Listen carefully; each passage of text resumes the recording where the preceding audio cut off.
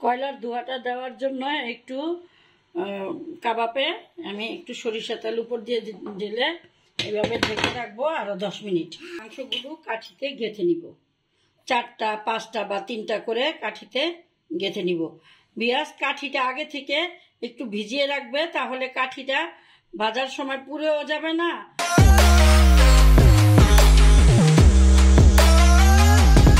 আসসালামু আলাইকুম ভিউয়ার্স, আমি আরেকটি রেসিপি নিয়ে হাজির হলাম। আমি তোমাদের বানিয়ে দেখাবো তন্দুরি বিফ বটি কাবাব। এই জন্য আমি এখানে হাড় ছাড়া 700 গ্রাম মাংস নিয়েছি। এটা হলো ওলানের মাংস। এই 700 গ্রাম মাংস আমি প্রেসার কুকারে বসিয়ে দিব। এইখানে আমি দিয়ে দিব হাফ চামচ লবণ, দিয়ে দিব 1 চামচ আদা রসুনের পেস্ট আর 2টা তেজপাতা, আর একটা বড় সাইজের পেঁয়াজ কুচি করে কাটা, আর দিয়ে দিব হাফ কাপ পানি। দিয়ে ভালো করে আমি একটু নাড়া দিয়ে আমি প্রেসার কুকারে 5 থেকে 6টা সিটি পর্যন্ত রাখবো, তারপরে আমি নামিয়ে ফেলবো। ভিউয়ার্স, তোমরা যারা প্রেসার কুকার ব্যবহার করতে না পারো, ঠিক প্রেসার কুকারটা খোলার আগে চুলাটা অফ করে দিতে হবে, আর এই সিটিটা এইভাবে খুলতে হবে, নয়তো এই ঢাকনাটা খুলবে না। এই আওয়াজটা বন্ধ হোক, নিজে নিজেই ঢাকনাটা খুলে যাবে। আমি এখান থেকে এই আংটাটা ফুটিয়ে রেখেছি, এই ভিতরের হাওয়াটা চলে গেলে নিজে নিজেই খুলে যাবে। আমি এখানে 5টা সিটি দিয়েছি, 5 থেকে 6টা সিটির বেশি দিবে না। এখন যেই পানিটা আছে আমি ঢাকনা খুলেই পানিটা শুকিয়ে ফেলবো এবং মাংসটা ঠান্ডা করে নিব। ভিউয়ার্স, আমি বটি কাবাবের জন্য আমার মাংসটা এই যে প্রেসার কুকারে সিদ্ধ করে উঠিয়ে নিয়েছি। হ্যাঁ, বটি কাবাব বানাতে এখন আমার একটা গ্রেভি তৈরি করতে হবে। এই জন্য যা যা মশলা লাগবে, আমি এখানে 2 টেবিল চামচ দই নিয়েছি। মনে হইতেছে এটা মিষ্টি দই, কিন্তু এটা মিষ্টি দই না, এটা আরেকটু বেশি লাগবে। এই জন্য আমি নিয়েছি 2 টেবিল চামচ গুঁড়ো দুধ। হ্যাঁ, নিয়েছি লেবু, টক দইয়ের কাজটা করবে।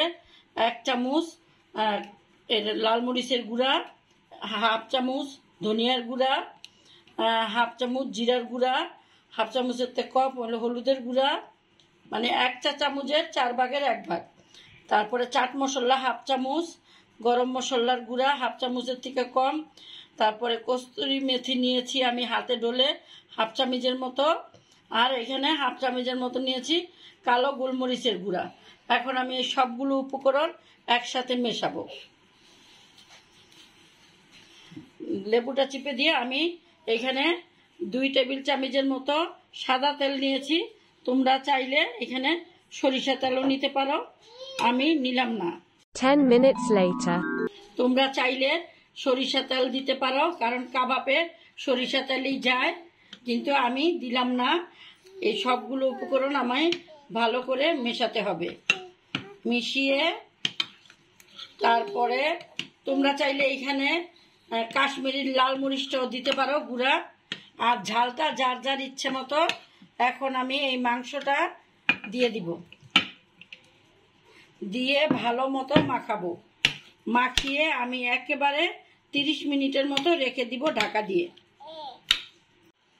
কয়লার ধোঁয়াটা দেওয়ার জন্য একটু কাবাবে আমি একটু সরিষা তেল উপর দিয়ে দিলে এভাবে ঢেকে রাখবো আরও 10 মিনিট।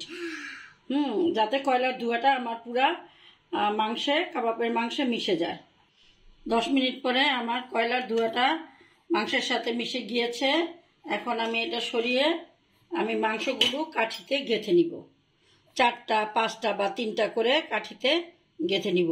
ভিউয়ার্স, কাঠিটা আগে থেকে একটু ভিজিয়ে রাখবে, তাহলে কাঠিটা ভাজার সময় পুড়েও যাবে না, আর ভেঙেও মাংসটা গাঁথার সময় তোমরা তো বুঝতে পারতেছো মাংসটা কিন্তু আমার একদম নরম। মাংসটা এইভাবে হবে না, তাই মাংসটা এরকম ফাঁক ফাঁক করে আমি 3টা অথবা 4টা করে সবগুলো মাংস গেঁথে নিই। কাঠিতে আমি পুরা 5টা করে মাংসের টুকরা নিয়ে নিয়েছি। এইভাবে আমার 600 গ্রাম মাংসতে আমার 4টা বড় বড় বটি কাবাব হবে। এখন আমি চুলায় চলে যাব এটা ভাজতে।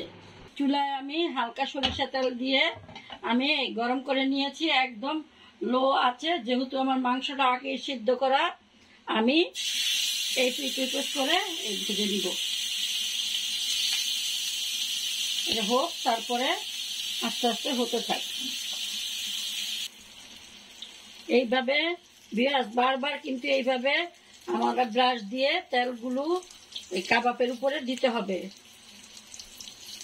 আর এরকম দেখো, তোমরা বুঝতে পারতেছো কিনা, এইভাবে এরকম লাল লাল হয়ে আসলে আমরা নামিয়ে ফেলবো। তাহলে আমি সবগুলো কাবাব ভেজে তারপরে পরিবেশন করে তোমাদের দেখিয়ে দিব। আমার বটি কাবাবটা বানানো হয়ে গিয়েছে। দেখো, ঠিক এইভাবেই আমার রেসিপিটা ফলো করে তোমরা বানিয়ে খেয়ে দেখো। ভালো লাগলে আমাকে লাইক, কমেন্টস এবং সাবস্ক্রাইব করে আমার পাশে থেকো। আল্লাহ হাফেজ।